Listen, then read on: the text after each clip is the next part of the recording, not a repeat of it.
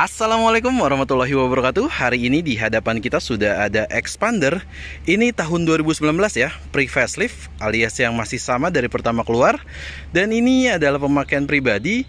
Rencananya unit ini bakal gua jual nih.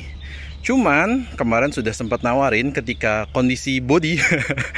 Cerita sedikit dulu ya. Jadi kondisi bodinya lumayan parah. Artinya ini hanya dipakai aja, dipakai terus-menerus, dan ketika ada accident seperti ini dibiarkan aja gitu. Jadi ini masih kondisi awal banget tanpa ada perbaikan sama sekali. Nah, jadi sekalian nih gue pengen tanya ke bro-bro sekalian, ada nggak rekomendasi bengkel yang kira-kira harganya masuk dan hasil reparasinya juga oke? Kalau misalkan ada yang tahu informasinya, boleh dong tolong komentar di kolom komentar di bawah. Jadi gue bakal repair dulu deh mobil ini, karena kemarin penawarannya kurang cocok ketika belum posisi di repair. Oke, kita bahas dulu ya. Ini merupakan varian Ultimate alias versi tertinggi dari Mitsubishi Xpander. Jadi kalau Xpander ini ada terdiri dari beberapa tipe ya. Yang paling bawah itu ada GLX, kemudian GLS, kemudian Exit, kemudian Sport, kemudian Ultimate. Jadi pilihannya total ada 5 ya. Cukup banyak sih ya tipe variannya. Dan varian-varian itu memang bedanya di aksesoris, terutama untuk yang varian GLX dan GLS itu yang tipe trondol lah ya, yang banyak fitur yang minim. Nanti kalau misalkan mau tahu apa aja bedanya, sambil jalan deh. Jadi sambil kita bahas mobilnya, kita bakal kasih tahu bedanya di titik mana aja. Yang pertama, di bagian depan dulu kita bahas. Di bagian depan ini bahasa desainnya Dynamic Shield ya. Jadi kelihatan dari garis ini nih yang seperti huruf X. Ini bahasa desain Mitsubishi ya di zamannya, dan waktu itu sih cukup revolusioner. Mengingat ini mobil yang awal mulanya itu dari mobil konsep, dan terrealisasinya cukup mirip banget, mendekati dari mobil konsepnya. Jadi benar-benar futuristis banget. Grillnya ini 3 bilah seperti ini ya, chrome, dan ini yang warnanya chrome adalah di varian Sport dan juga Ultimate. Sedangkan sisanya ke bawah warnanya hitam glossy seperti ini ya. Kemudian cukup banyak sih ornamen chrome sebenarnya nih kalau di Ultimate, yang agak saya kurang srek. Ini chrome, kemudian ini juga chrome yang huruf X-nya ya. Dan di bawah ini warnanya juga sedikit diberi variasi, yakni warna silver. Nah, kemudian di bagian lampu ini di atas ini fungsinya sebagai lampu senja. Nah, ini yang banyak dari pengguna Xpander ini modifikasi. Jadi ini difungsikan juga sebagai lampu sen yang sekuensial biasanya tuh kalau untuk modif-modif. Padahal aslinya cuma lampu senja. Dan di bagian bawah, nah model lampu ini ya yang semuanya bilang semua akan Xpander pada waktunya, karena waktu itu desain terpisah split gini. Sebenarnya bukan yang pertama. Mungkin kalau di Indonesia pertama ada Juke. Tapi kalau ini desain yang cukup diterima di masyarakat sehingga dibilang semua akan Xpander pada waktunya. Nah, di sini bohlamnya sendiri masih halogen, kristal multireflektor, dan sennya juga tentu saja halogen. Dan keluhan di lampu ini rata-rata pada bilang nih pengguna Xpander, gak begitu terang. Alias cenderung redup-redup ya. Jadi kalau berasa banget sih kalau saya pakai keluar kota, gak begitu terang gitu. Dan ini dia ya, di bagian bawah juga dilengkapi dengan fog lamp. Dan fog lampnya sudah bawaan kalau di varian mulai dari Exit kalau nggak salah yang sudah ada fog lampnya nih. Oke, kita intip aja untuk dapur pacu Xpander sendiri. Ini mesin yang cukup tergolong kecil ya untuk bodi sebesar Xpander. Karena ini 1500 cc 4 silinder dengan tenaga sekitar 104 PS ya, dan torsinya yang 144 Nm. Jadi kalau bisa dilihat dari output tenaga itu mirip-mirip sama Avanza sebenarnya. Cuman dengan bodi yang cukup besar. Jadi ya kebayang sih akselerasinya bukan yang responsif banget gitu ya. Dan ini posisi mesinnya agak ke bawah ya, jadi center of gravity-nya bagus. Serta kalau untuk yang 2019 itu sudah ada cover nih, cover mesin, karena sebelumnya awal-awal itu tanpa cover mesin yang ada logo Mitsubishi ini. Dan untuk pengeremannya sendiri sudah ada modul ABS ya, dan juga ini sudah EBD, serta intake manifoldnya sudah di atas. Jadi kecenderungan mobil-mobil sekarang lebih aman lah untuk nerjang genangan air, nggak khawatir ya dengan sistem udaranya itu. Jadi kalau masih bumper itu sebenarnya masih it's okay lah. Cuman ini nih, ini jadi kan buat towing ya kalau bisa dilihat. Nah, ini kalau towingnya sendiri ada di dalam mobil disimpan. Cuman si Dynamic Shield-nya ini nih yang chrome, ornamen chrome ini patah dan copot di jalan gitu. Ini sih paling harus diganti ininya nih, buka bumper, dan ini bisa dilihat ada baut dari dalam. Nanti kita bakal beliin yang baru. So, jadi kalau misalkan pengen ngeliatin tentang body repair Xpander, kalau misalkan teman-teman banyak yang komen, gue bakal bikin juga tentang perjalanan reparasi ini mobil sebelum sampai dijual sama kita nih, oke ya. Untuk desain samping, ini yang salah satu bikin expander menurut saya laris manis di pasaran. Ya ini desainnya yang bener-bener breakthrough sih waktu itu ya. Di sini desainnya robotik, campuran antara futuristik sama desain robotik tadi gitu. Jadi futuristik, robotik, wah kelihatannya memukau sih di zaman itu. Cuman begitu facelift dengan lihat lampunya, upgrade lampunya yang bentuknya kayak huruf T ke arah samping ya, itu ngeliat susunan LED-nya di dalam tuh lebih wah lagi sih. Dan ngeliat mobil ini jadi cukup terlihat kelihatan tua gitu loh, nggak kayak sebelumnya. Cuman ya tetap aja sih, kalau dibandingkan dengan mobil-mobil lain, ini masih bisa dibilang paling futuristik sih sampai saat ini gitu. Oke, beralih ke bagian samping. Di bagian samping, untuk masalah ban, ini bannya udah saya ganti ya, baru nih. Jadi ini pakai Brixton Turanza. Untuk lingkar velgnya sendiri adalah ring 16 dan ukuran bannya 205/55. Walaupun ini terlihat cukup kecil ya, karena nanti di faceliftnya akhirnya expander menggunakan velg yang lebih besar, ring 17, dengan profil bannya sama 205/55, cuman R-nya ya 17. Jadi ground clearance-nya nambah tinggi plus lebih padat sih untuk di sektor kaki-kakinya, kelihatannya padat gitu, di spakbornya full. Dan dengan settingan gini aja bisa dilihat ya. Dulu ini ground clearance-nya paling tinggi sih ya. Ground clearance-nya ini yang waktu expander Ultimate ini 205 karena penggunaan ban ya. Kalau misalkan yang GLS itu di 200 mm karena bannya turun 1 inch jadi 15 inci aja. Begitu di facelift yang paling major ya, facelift yang paling besar itu sebenarnya masih facelift, belum ganti model, cuman faceliftnya cukup niat berhubung akan hadirnya duo Toyota dan Daihatsu itu ground clearance-nya kalau nggak salah sampai 220, jadi hampir 15 mm naik, itu pengaruhnya lumayan banget sih. Oke, di bagian samping untuk lampu sein sudah ada di spion, nggak lagi di fender kayak model zaman dulu.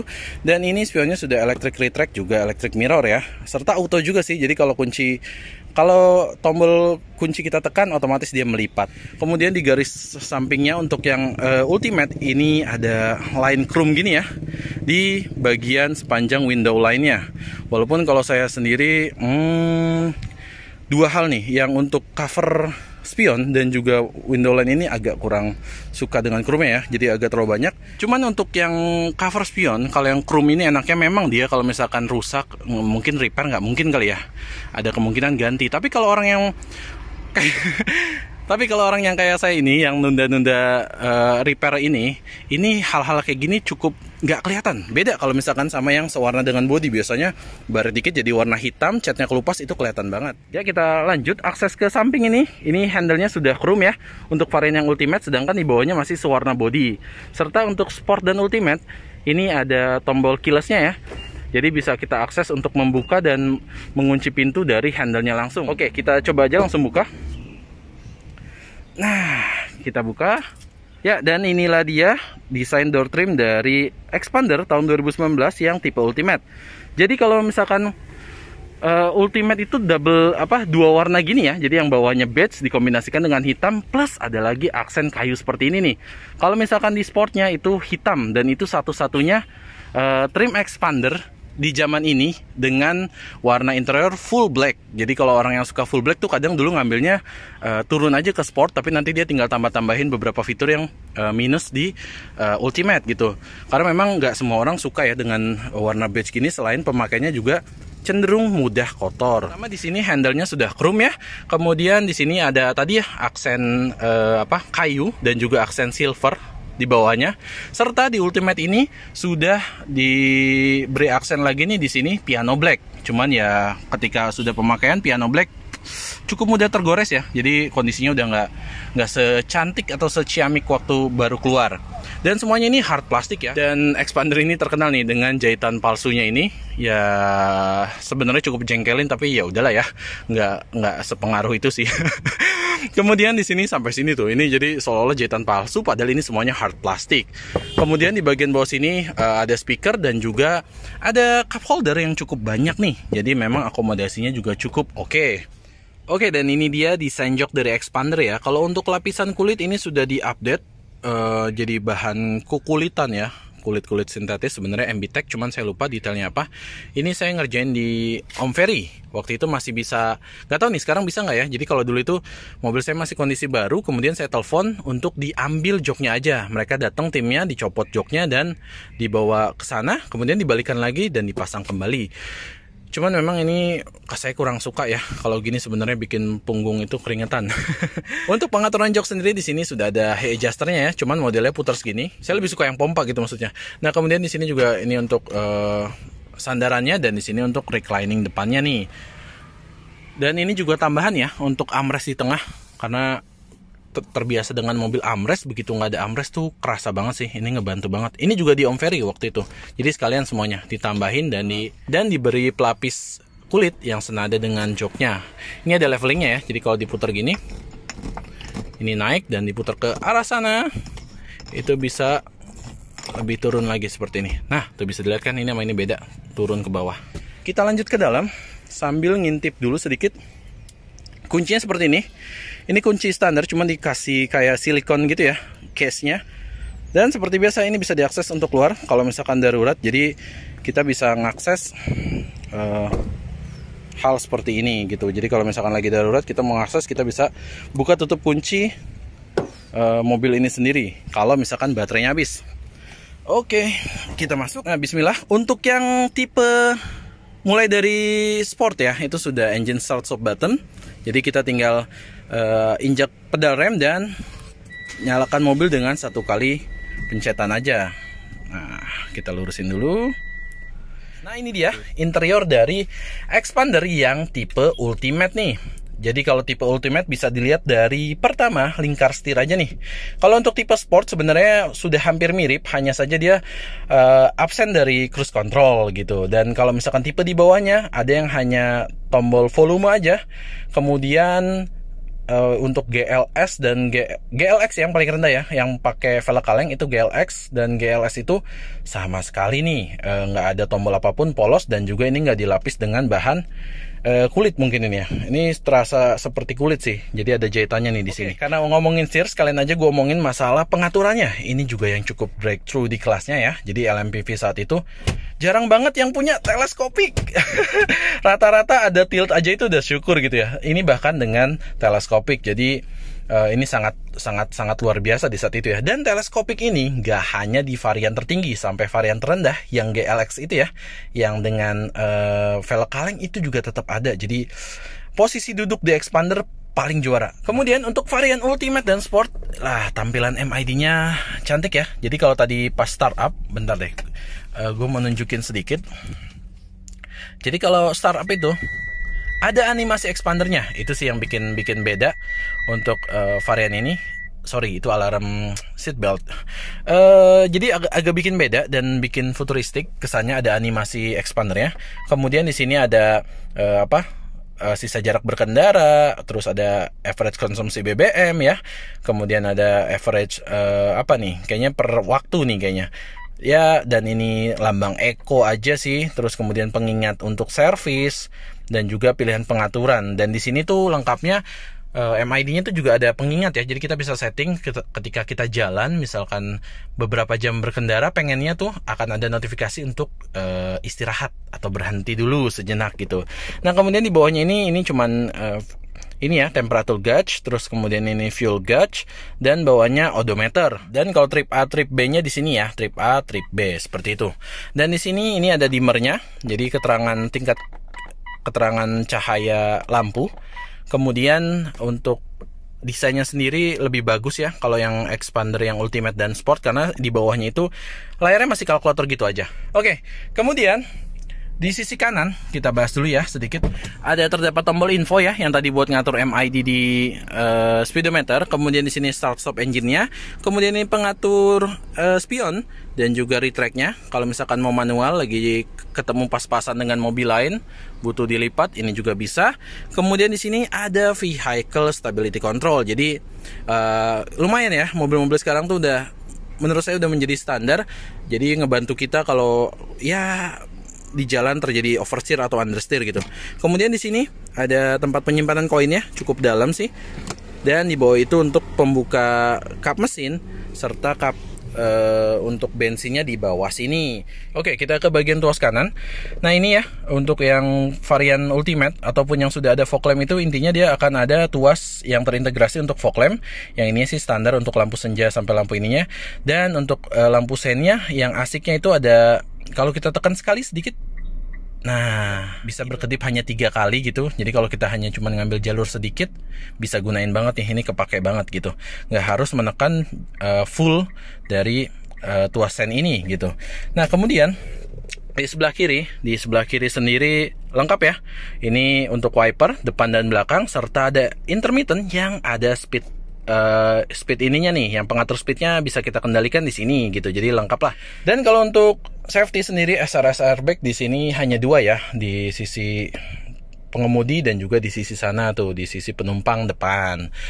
Kemudian kita berlanjut ke area tengah. Area tengah nih tipe Ultimate ya, yang membedakan adalah dia mendapatkan head unit touchscreen sendirian nih, jadi sport pun belum dapat.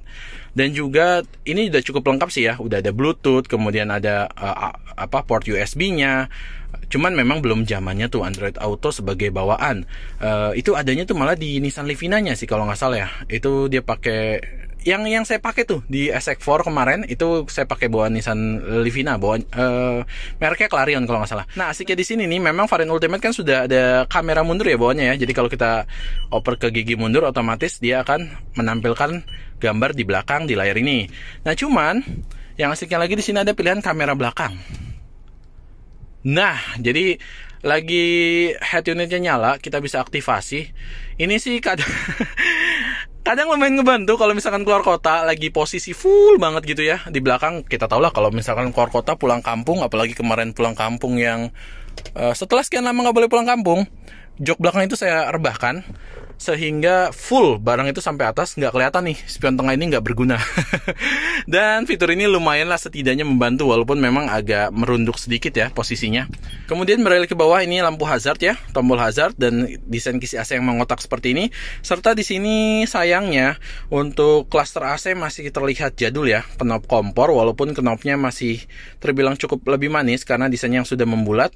Kemudian arah pengatur semburannya lengkap, bahkan sampai ke defogger depan dan belakang. Justru nih setelah facelift absen nih defogger depan kalau nggak salah yang absen, jadi sayang banget. Dan untuk yang varian bawah ini juga ada yang warna hitam ya, untuk yang base GLX itu, jadi nggak warna silver seperti ini. Walaupun nanti ada banyak sih yang aftermarketnya jual kalau mau upgrade yang ini pun sekalipun gitu ya, itu udah ada sih yang front defogger tetap hadir gitu.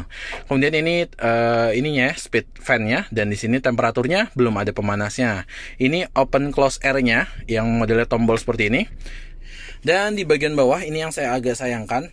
Jadi kalau di varian Ultimate justru ini jadi dummy tombol lagi nih, dikasih cover seperti ini. Padahal kalau di varian Sport yang head unitnya belum LCD seperti ini, itu justru ini jadi untuk akses USB ya.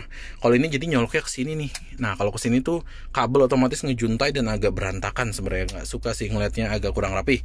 Nah, kemudian di sini ada lighter ya yang bisa dijadiin power socket. Dan di bagian sini ada kompartemen, ada dua level, dan levelnya ini sebenarnya bisa di separate-nya ini ya, atau pemisahnya ini bisa kita copot sih ya, bisa kita tarik dan kita lepas. Kemudian ini juga cukup dalam, HP masuk ke dalam sih itu udah nggak kelihatan sama sekali, artinya penyimpanannya itu cukup luas.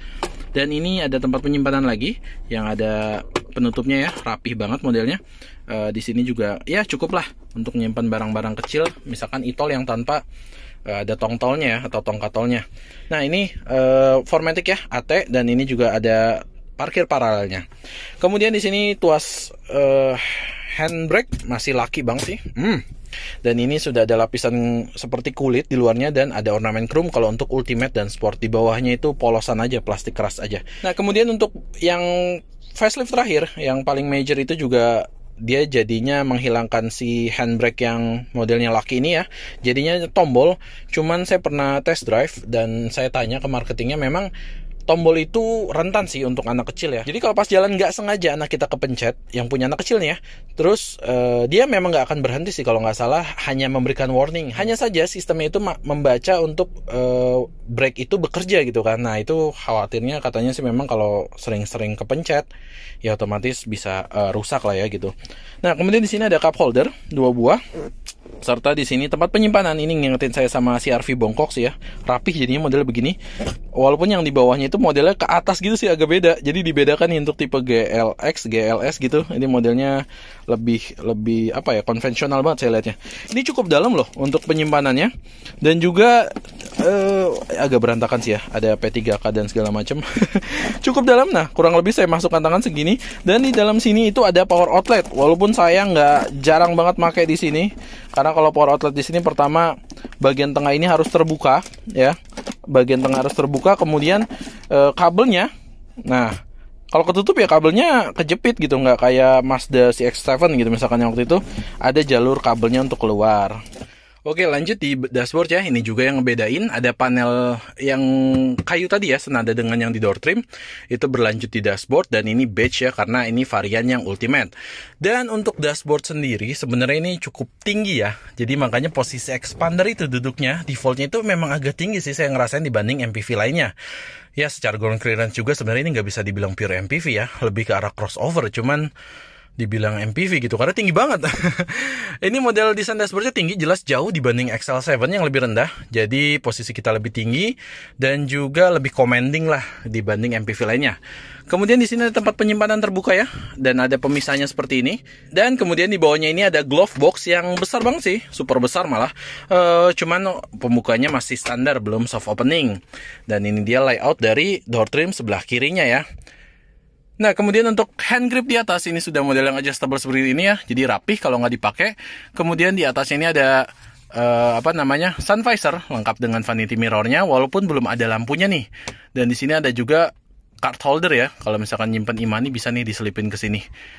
Dan untuk lampu bacanya ini masih bohlam halogen ya, sampai ke tipe ultimate sekalipun. Dan di sebelah sini justru absen dari vanity mirrornya, cuman ada penjepit untuk kartu-kartu dan e-toll seperti ini nih. Oke, kemudian untuk yang tipe sport ke atas, jadi selain speaker di setiap sisi pintu ya, sampai baris kedua, jadi totalnya ada 4, ada tambahan tweeter di sisi pilar A-nya nih. Jadi untuk kualitas suara sih memang cukup lumayan. Gue pengen kasih tahu fitur yang cukup ngebantu di expander ya, salah satunya ini nih. Jadi kalau misalkan malam, kita kan nyalakan lampu, terus kemudian kita parkir dan kita suka lupa tuh untuk mematikan lampu ya. Jadi bisa kelihatan di situ masih nyala, tapi kita keluar memang ada peringatan ya. Kalau kita mengabaikan peringatan itu, kemudian kita tutup dan kita kunci ya, kita jalan dari parkiran kita, voila, langsung mati ya lampu depannya ya. Jadi memang fiturnya ini langsung mematikan sistem lampu, walaupun kita nggak mematikan saklarnya. Ini cukup ngebantu banget sih. Kalau misalkan dulu saya sering tuh beberapa kali, nggak sering sih, cuma beberapa kali kasus lupa mematikan lampu ketika aki sudah di masa akhir dari masa baktinya ya, alias sudah mau habis, bikin mati, bikin tekor aki. Nah, bisa kita lihat ya, nih tuasnya masih di posisi on, walaupun di depan sudah mati ketika kita mengunci pintu. Ini ngebantu banget. Dan yang tadi sedikit kelewat, ini spion sudah ada in night view ya. Oke, kita lanjut ke bagian belakang. Bagian belakang expander ini menurut saya cukup nyaman ya, nyaman banget untuk bawa keluar kota. Nah, kita bahas aja dari door trimnya. Door trimnya persis layoutnya dengan yang di depan, hanya aja di sini pengaturan power window-nya hanya satu ya. Dan ini juga tetap ada aksen piano black-nya. Kemudian di bawahnya juga cup holder-nya juga sama ya, sampai 3 juga di belakang. Jadi bener-bener defaultnya mirip banget sama di depan, dan speaker di sebelah situ. Kemudian lanjut ke bagian dalam. Nah, ini joknya dari model expander ya. Mungkin expander ini bisa dibilang mirip kayak Avanza dan Innova dari Toyota. Siapa sih yang nggak pernah naik expander gitu? Even itu naik mobil kantor gitu ya, yang tipe GLS biasanya pakai kantor tuh, GLX. Kemudian mungkin juga driver taksi online juga mungkin ada yang pakai ginian. Jadi banyak banget unitnya lah di Indonesia. Cuman di sini memang menawarkan hal yang cukup nyaman deh. Jadi pertama dari segi akses ya, pintunya cukup luas, dan juga di sini terdapat, walaupun ini udah di cover ya, jadi ini mengikuti nih. Ini aslinya memang kalau untuk tipe ultimate ada side pocket di sini, dan juga side pocket di sebelah kiri yang ada 3 level seperti ini. Ini persis sih, walaupun sudah diganti ya. Dan kulit aslinya ini ada di rumah sih. Jadi setelah dicopot itu ada di rumah. Selain desain joknya yang cukup suportif, saya senang nih desain joknya. itu juga disupport dengan fleksibilitas pengaturannya. Jadi kalau misalkan jok baris kedua ini juga masih bisa di recline, maju dan mundur, dan maju mundur ini cukup jauh ya. Jadi kita bakal bisa nemuin posisi yang pas untuk duduk di tengah. Juga kalau bangku belakang sampai digunakan, misalkan ada penumpang lagi, kita bisa menyesuaikan dengan kebutuhan kaki di bangku baris belakang. Kemudian ham tunnel di sini ya cukup kecil ya, walaupun masih ada. Dan untuk duduk di tengah ini masih lumayan oke, karena entah kenapa tunnelnya ini cukup lebar. Jadi untuk naruh kaki di tengah ini masih oke, ataupun ya ke kanan kirinya lah salah satunya gitu. Dan nggak lupa di sini ada armrest yang modelnya seperti ini ya. Sebentar, agak susah, saya harus nariknya pakai tangan yang megang kamera. Nah, armrest ini wah cukup nyaman banget sih. Jadi kalau buat keluar kota, penumpang baris kedua ini cukup nyaman dengan hadirnya armrest ini. Dan untuk headrest sayangnya hanya 2 ya. Jadi memang terkesan untuk yang tengah ini sebaiknya nggak usah digunakan lah, atau nggak leher lumayan kecengklak. Kemudian di bagian atas di sini ada hand grip, modelnya juga retract, dan di sini ada hook ya buat gantung hanger gitu. Dan di bagian atas ini adalah untuk double blowernya nih, modelnya kotak gini aja, masih belum yang integrasi di atap sih ya memang. Dan juga ini pengatur speednya. Dan ini varian yang ada double blower tuh mulai dari GLS apa Exit gitu ya, karena kalau GLS tuh ini kosong gitu aja, nggak ada double blower ya. Joknya sendiri lengkap ya, ini ada isofixnya, dan seatbeltnya juga lengkap untuk masing-masing penumpang, sampai yang baris tengahnya pun dikasih seatbelt ya. Ini seatbelt yang 3 titik, modelnya ditarik dari atas seperti ini. Memang ini desain yang mobil-mobil kekinian pakai ya, cuman kalau saya sendiri kurang enak sih ngeliatnya ya. Pertama untuk baris ketiganya nih jadi ada tonjolan seperti ini. Kedua juga estetikanya kurang manis karena sebelah doang. Itu cuman masalah ini ya, masalah selera sih ya. Nah kemudian untuk akses belakang nih sudah one touch tumble ya. Jadi kita cukup narik seperti ini dan dia akan terlipat ke depan seperti ini. Oke, dan gak usah saya contohin lah ya. Intinya banyak sih yang nyontohin, karena akomodasi expander ini salah satu yang terbaik. Walaupun menurut saya uniknya nih, setelah saya pakai XL7, expander ini jadi terasa sempit sih di baris ketiga dan keduanya, karena memang mungkin konfigurasi desain jok, kemudian desain door trim segala macam itu mempengaruhi ya. Kalau di sini kan kesannya desainnya tebal-tebal tuh. Jadi untuk akomodasi justru lebih berkurang gitu. Itu pengaturan pabrikannya sih, nggak tahu saya gimana caranya mobil yang lebih kecil bisa terasa lebih luas di XL7. Kemudian di sisi kiri ini ada tempat penyimpanannya, bisa buat naruh-naruh HP, dan di sini ada hook, dan di sini ada tempat penyimpanan, cup holder, serta sedikit tempat penyimpanan yang lurus seperti ini ya, bisa naruh dokumen atau yang lainnya. Kemudian ini untuk buka ini ya, bagian shock breaker ya, shock breaker belakang. Kemudian di sisi kanan juga sama layoutnya persis, cuman di sini ada power outletnya nih. So power outlet lengkap ya dari baris pertama, kedua, dan ketiga, jadi nggak akan rebutan. Kemudian di belakang ini hand grip juga sudah model retract, dan itu aja di bagian belakang. Oh ya, serta seatbeltnya juga sama ya modelnya ya, dan ini lengkap untuk 2 penumpang di belakang. Kemudian di bagian atas ya, itu model antenanya masih full seperti itu ya. And it's not bad juga, maksudnya untuk desainnya gini masih masuk-masuk aja. Kemudian ini nih pilar C-nya atau bagian belakangnya nih yang cukup manis saya bilang ya. Ini mirip banget sama konsepnya tuh, XM konsep kalau nggak salah. Dan tarikan garis bodinya tuh tebel-tebel banget sih, jadi kelihatan berotot lah gitu. Cuman ini aja nih.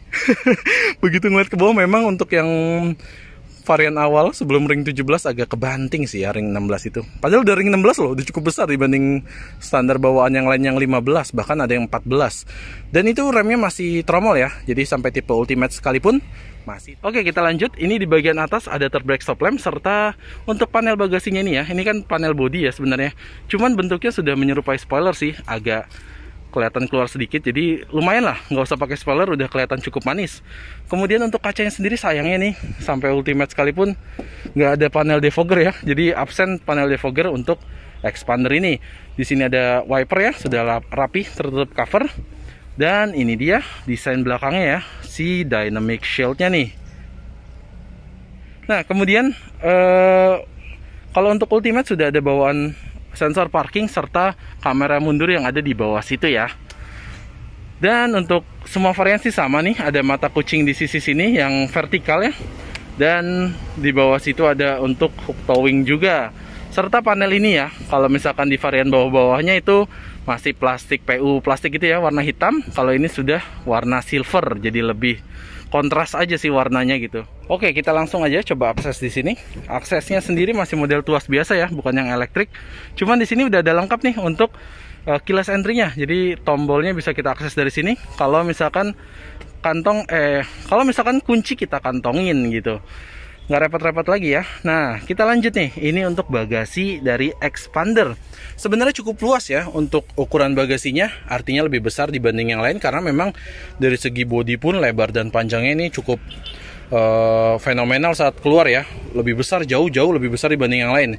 Ibaratnya mungkin kalau ini kayak Kijang Krista kali gitu ya, tapi di kelas yang Avanza, Mobilio yang saat itu masih size-nya nggak terlalu besar. Nah, untuk kompartemen sendiri sebenarnya ini ada, setelah tambahan ini kita lipat ya, ini sarung pelapisnya aja. Jadi aslinya sebenarnya bludru seperti ini ya, karena bludru jadi dilapisin supaya nggak gampang kotor. Dan kalau kita tarik tuasnya ini ada tempat penyimpanan yang rapi banget deh, kebagi jadi 3 kompartemen. Saya senang banget sih ngeliat model yang rapi gini. Di situ ada segitiga darurat ya, dan ini ada sisa buah nih yang belum dibuang, alias tempat buah sih tepatnya. Itu aja, jadi kompartemennya rapi. Selain itu di sisi kanan masih menyisakan sedikit tempat. Ini biasanya cukup ngebantu kalau kita mudik sih. Jadi ada barang-barang yang bisa kita selipkan supaya nggak gerak-gerak. Oke, kemudian yang rapi juga di sini toolkitsnya ini ada di samping ya, rapih ya. Ada covernya. Ini kunci-kunci kaki dan juga dongkrak sih ya. Jadi rapi gitu, nggak kelihatan, nggak berantakan gitu. Dan itu aja sih di bagian belakang. Kalau untuk sisi kirinya polosan gitu aja. Kemudian masalah akses juga mungkin udah semuanya tahu ya. Ini bisa rata lantai, cukup dengan narik satu tuas. Dan juga kalau untuk menaikkannya kembali juga gampang, tinggal tarik satu tuas aja.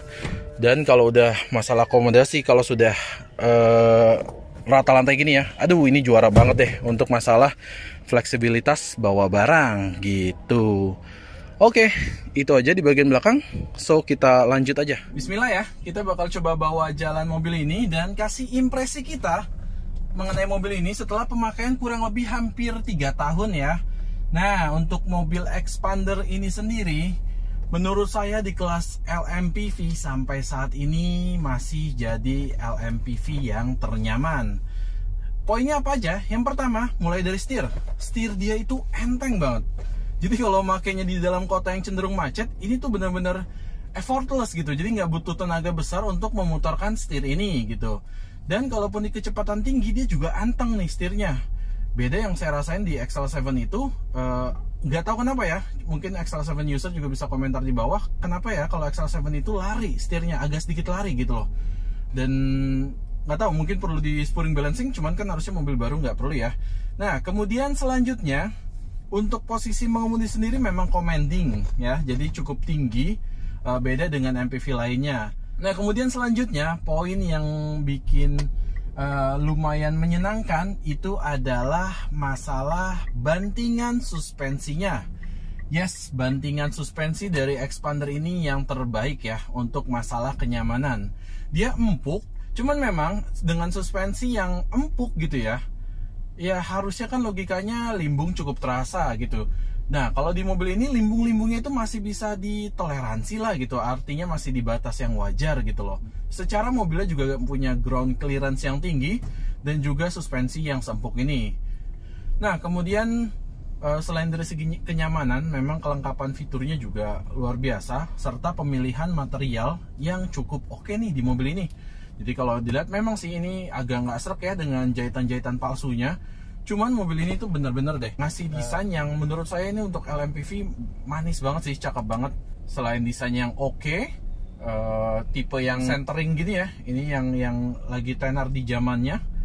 Kemudian juga pemilihan materialnya, walaupun ini plastik keras semua, memang sih plastik keras semua, tapi material tuh terlihat solid gitu ya, nggak gerasa murahannya gitu. Apalagi aksen-aksen piano black yang suka menghiasi nih di beberapa titik, seperti di door trim, kemudian di sini panel AC, dan di bagian lingkar kemudi ini kerasa lebih mewah sih gitu ya. Jadi memang ngejar mewahnya banget gitu. Ditambah dengan varian Ultimate yang memiliki dashboard two-tone gini ya, atas hitam dan bawahnya beige. Jadi beige memang mengedepankan kesan luxury-nya ya, atau mewahnya gitu ya. Nah, kemudian bicara soal transmisi, memang kalau untuk tipe sport ya dan ultimate seperti ini itu hanya ada varian matic, nggak ada manualnya. Kalau mau yang ada pilihan manual dan matic, setahu saya hanya ada di varian Exit. Setelah Exit ke bawah pun GLX dan GLS itu justru manual only gitu. Jadi memang bener-bener pilihan transmisinya dikategorikan unik ya. Nggak semua pilihan transmisi itu ada di setiap tipenya.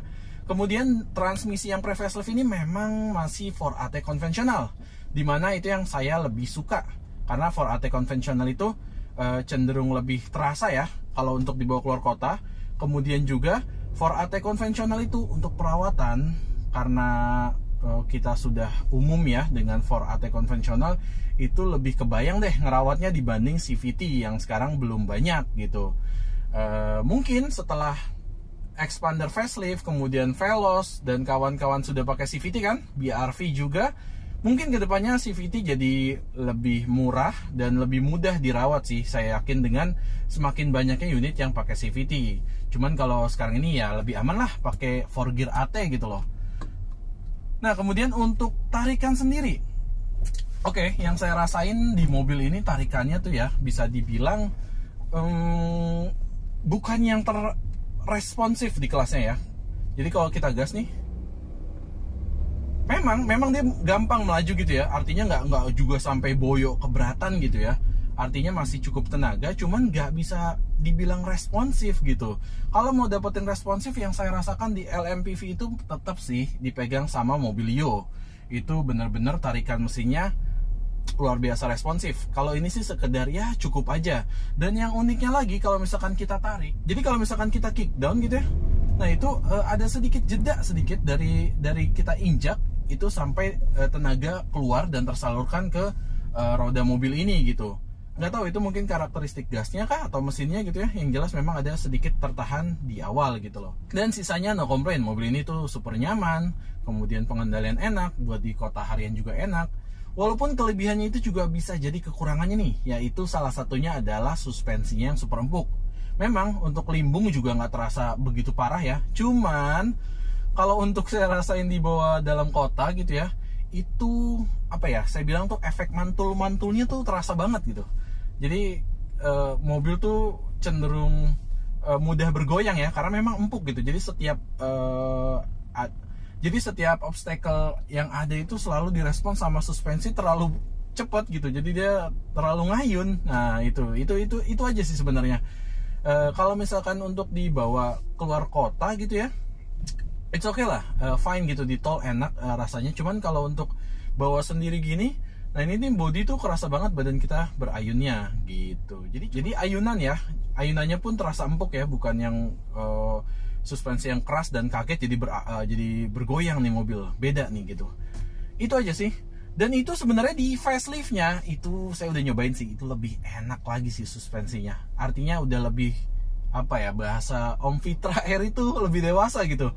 Dia lebih firm, kalau di jalan nggak terlalu goyang. Pasti itu ada sebuah inovasi lagi tuh di suspensi yang faceliftnya, terlebih dia sudah pakai ring 17 ya kan, pasti harus disesuaikan banget tuh suspensinya. Oke, jadi sekian aja impresi saya nih tentang mobil ini. Yang jelas kalau nyari LMPV ternyaman, saya masih merekomendasikan ini. Dan unit ini akan saya jual ke depannya ya, atau paling lambat di akhir tahun. Tergantung nanti nih kira-kira apakah ada penawaran yang cocok. Sambil saya rapihkan dulu nih. Jadi memang bisa dilihat ini kondisi ini sama sekali belum diapa-apakan dari awal. Kaca film standar, kemudian body-body juga yang rusak-rusaknya ini bener-bener dari posisi awal. Yang baret-baretnya bumper memang banyak sih baretnya. Karena memang kebetulan dailynya ini oleh ibu saya pakainya. Itu semua kita akan rapihkan. Tetapi mobil ini memang masih original tanpa adanya bekas tabrak yang besar gitu ya. Artinya semuanya masih umum yang terjadi gesekan-gesekan di perkotaan. Ya, dan memang semua kondisi mobil ini masih standar ya. Jadi nggak ada aksesoris yang benar-benar ditambahkan. Kecuali palingnya sekedar kayak phone holder seperti ini. Kemudian carpet me gitu ya. Itu yang cukup premium, jadi agak cukup mahal. Serta sarung jok nih. Memang ini bukan sarung jok sih ya, lebih tepatnya ganti kulit jok yang paten gitu. Itu di Om Ferrari Cibubur. Serta ada tambahan armrest nih. Ini serius deh, kalau Expander dengan armrest itu posisi driving untuk cruising di tol itu jauh lebih nyaman sih. Jadi enjoy banget bawanya. So jadi kondisi second ini dapat kelebihan itu ya, lumayan tuh untuk ganti jok dan karpet mie-nya. Dan kemudian untuk masalah mesin ini serius, mesin mobil ini saya masih bisa jamin halus banget karena memang rawatan ya, dan juga service record resmi. Selain itu juga untuk maticnya juga nggak ada masalah, masih halus, nanti bisa langsung dicoba. Serta bannya juga ini kondisinya baru nih gitu. Jadi paling PR minornya nanti adalah mungkin cuci AC ya, dan ya itu dia tadi yang lebih banyak sih di body repair. Nah, ngomongin kendala-kendala expander, tadi yang saya lupa mention itu kan memang expander punya penyakit kaki depan ya, suka bunyi tuh. Walaupun bukan masalah terot yang sudah mulai aus ya, ataupun kaki-kaki yang sudah mulai jelek gitu, tapi memang ada bunyi tuh sedikit gitu loh. Awalnya agak kenceng, akhirnya saya bawa ke beres ya. Itu sih versi mereka adalah di reinforce lagi, alias pengencangan baut-baut gitu ya. Nah, dengan pengencangan baut itu cukup hilang, tapi nggak 100%, kadang tuh masih muncul gitu, sesekali aja munculnya. Kemudian yang kedua, dulu sempat ada kasus apa ya, kalau nggak salah tuh kasus pompa bensin kalau nggak salah ya, dan itu kita juga nggak kena sih ya. Dan terakhir ya itu dia yang paling banyak dan tersoroti adalah suspensi belakang yang bocor, dan itu kita juga sudah klaim di kilometer awal gitu. Sama terakhir ya, masalah pajak ini untuk tahun 2019 expander Jakarta ya, Jakarta Timur ini memang progresif sih. Itu angkanya di 5,2 ya, 5250 itu untuk yang progresif. Mungkin kalau yang enggak bisa lebih rendah lagi. Dan ini kondisi pajak mati setahun. Kemarin kita kelupaan untuk update pajak. Tapi nanti bisa dibicarakan tentang gimana harga jualnya nanti ya, gitu. Oke, sekian aja untuk review dan sharing experience-nya nih untuk unit expander tahun 2019 ini. So, terima kasih telah menonton. Jangan lupa di like, di komen, di subscribe. Mudah-mudahan subscriber saya bisa menyentuh angka 1000 ya untuk beberapa bulan ke depan. Atau kalau lebih, alhamdulillah. Jadi dibantu aja untuk subscribe, jangan lupa. Serta di-share ke teman-teman kalian yang pengen banget nyari unit-unit bekas expander nih yang awal generasi, karena memang sudah banyak banget ya di bursa second mobil. Oke, sekian aja. Terima kasih telah menonton. Wassalamualaikum warahmatullahi wabarakatuh.